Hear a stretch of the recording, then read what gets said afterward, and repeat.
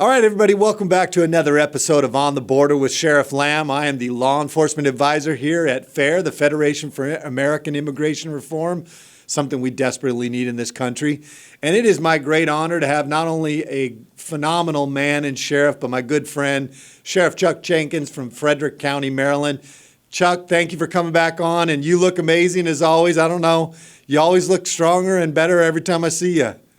Well, thanks for having me, Mark. Great to see you. And I tell you, as a brother sheriff over a lot of years, I've respected everything you've done, and I'm right on board. Well, thank you. And thank you for coming on, taking some time today. I know you're busy. I don't want to take up a lot of your time, but we wanted to talk a little bit about everything that's going on in this country. Obviously, the American people gave a mandate to President Trump to come in. And primarily, I think the biggest issue, and I think you would agree, is the border and immigration, getting that fixed, securing our communities.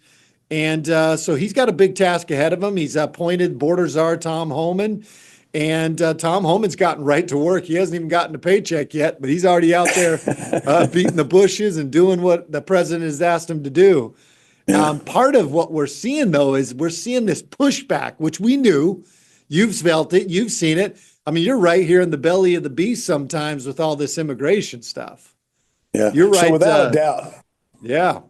Without a doubt, illegal immigration, to me, is the issue of our lifetime, of our generation. And I think the future of the country is at stake for a number of reasons. But listen, there was a mandate on November the 5th. The election, the American people want something done. I think the president is determined to get it done. And Mr. Homan is going to carry out the mission along with, I would suppose that Governor Nome is going to be Director of Homeland Security, or Secretary rather.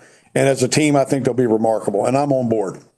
I'm right there with you. I had a chance to spend a little bit of time with Tom Homan, the border czar, and Dr. Phil last week down in Cochise County. Great, 2 weeks ago, maybe, I don't know, within the last 2 weeks. And it was great. Tom Homan took the time, explained some of us sheriffs that were there in person. And then he jumped on and talked to about 15 other sheriffs from the Arizona or the National Sheriff's Association, talking about his plan. And then Dr. Field talked about the importance of really getting the narrative out there. And it's been interesting to see how many mayors and governors have pushed back on this. We're seeing that all across the country. And I will mention that I hope in February, Tom Homan, and I'm sure he will come to the NSA conference in Washington and convince sheriffs across this country to get on board, cooperate to the extent we can, and let's let ICE carry out its mission. It's 100% critical. We've got to start looking out for Americans. That's right. And to me, this is a way to do it. And that's a common sense thing, Sheriff. You're exactly right. We've got to start putting Americans first. You've always done that. I want to talk a little bit about some of the things that you've done. But going back to these mayors, recently your mayor in Frederick, Maryland, came out and said that he was going to use taxpayer dollars. He vowed to use taxpayer dollars to continue to aid migrants, which we know these are illegal. They came here illegally. He wants to use taxpayer dollars. And I just love the fact, and I didn't expect anything less from Sheriff Jenkins. You came out and said, no, I don't think we're going to do that. No, listen, he's on the wrong side of this issue completely from a number of different perspectives. Number one, he doesn't have the right to say that he's going to try to impede the federal government from coming in and enforcing immigration laws. That's number one. Secondly, he has no right whatsoever to basically vow to use taxpayer money to provide legal counsel. I mean, how skewed is this? How wrong is this?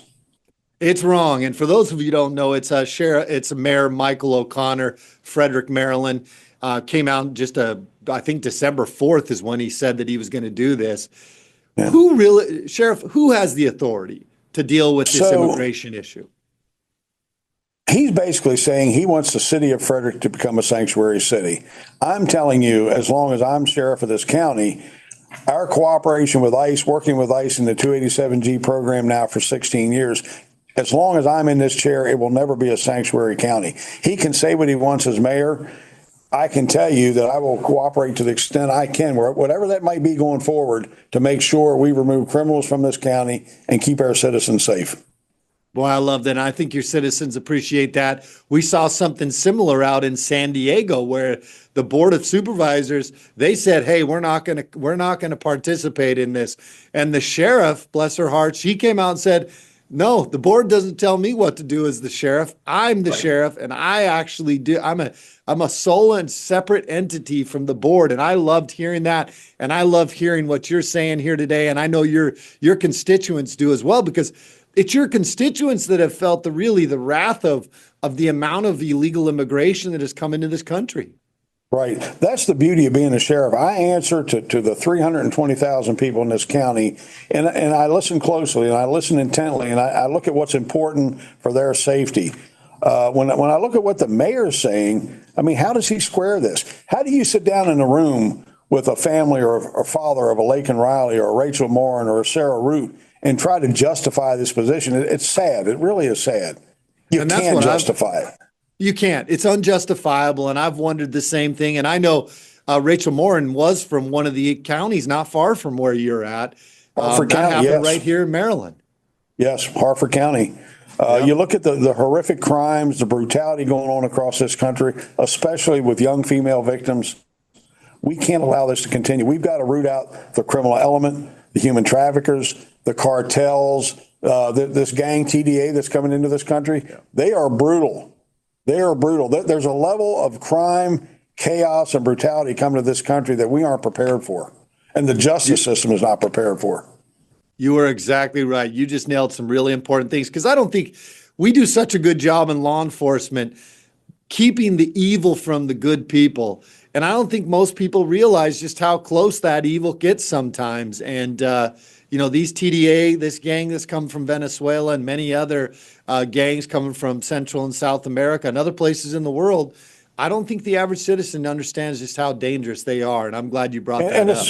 And it's not just the gangs. So if you look at the countries that people are fleeing from and coming here, they're the most violent countries on the face of the planet. And we have no idea who's coming across our border.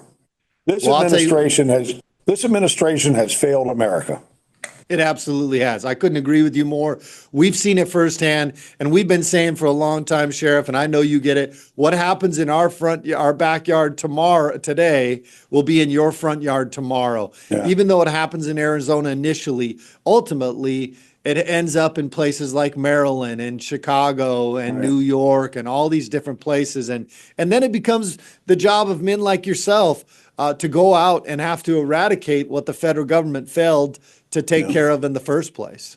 I can say this, for 16 years, us working with ICE through the 287G program, I feel like, in a sense, I've had the backs of the border sheriffs and the Southwestern sheriffs, and I think they appreciate what we're doing up here, because they know I'm working, again, to root out the criminals up here that have filtered through their counties, their states, and we're doing some good. For whatever good it does, I'm proud to have done it. Well, it doesn't go unnoticed, Sheriff. We know you're up here fighting on this end of I bet you probably have more people that have come into this country illegally in your jail than I do in my jail, and I'm right there in Arizona. I'm a 287G jail as well, and I know you are, and we've talked many times about the importance of 287G. Tom Homan talked about the importance of local law enforcement and the role they'll play from removing criminals from this country and finding these children that have been lost and taking these people and removing these people where the courts and the judges have deemed that they did not have a legitimate asylum claim. I mean, the list goes on and on of the problems that we need to take care of. And the border czar, Tom Homan, said, look, we need local law enforcement. So I want to ask you, Sheriff, what do you intend on doing? What role do you see yourself playing in what the federal government is saying they're going to do over the next few years? Well, first of all, I hope there's a way that the administration can expand the authorities of local law enforcement to help. Now, I would like to actually see, if you remember back in the day through the 287G program, they had the task force model. Yep. Where deputies were out actually working on the street with ICE. I would like to see that reinstated. I think there are other avenues of support, and just kind of thinking through this, I don't know how this is going to play out, but I can see us being in a position to support with logistics, transportation, areas to work out of, offices to work out of, to allow ICE agents to remain on the street. to do their jobs and get their criminal targets. Again, I would like to see our authorities expanded. I'm willing to help, and I can only encourage and urge every sheriff across this country, if you're given the opportunity, please don't impede, don't block. And if you can, stand up and help this effort. The quicker we do it, the quicker we can clean up America, and Americans will be a little bit safer. Well, I'm glad that there's men out there like you that are willing to get in there and do this, because it's going to take, it's an all hands on deck situation that we're going to be dealing with. And we have to do it. First of all, we can't turn a blind eye to the fact that a law was broken when they first came into this country. We cannot continue to condone criminal behavior in this country from people that have come in, they get arrested, and then we're kicking them back out to these streets in some of these sanctuary cities. So I'm glad to see that sheriffs are standing up and saying, hey, not in my county. Yeah, I believe that this is our best, last, and mainly only opportunity to get this started. And I think we start it now. The quicker we get moving forward, the quicker we make some progress. And again, I wish President Trump the best. I've been on board with him since he ran the first time, and what he believes in, I'm aligned with that 100%. And this is the time to get it done. And this is about protecting Americans. It really is. I can't say it any plainer than that. Well, you're as bold as a lion and you fight like one, and I appreciate it. It's been an honor to work alongside of you. Thank you for all that you do. I know I told you I'd keep it around 10 minutes, and I think we went over that. Anything else, any parting words you want to leave with us?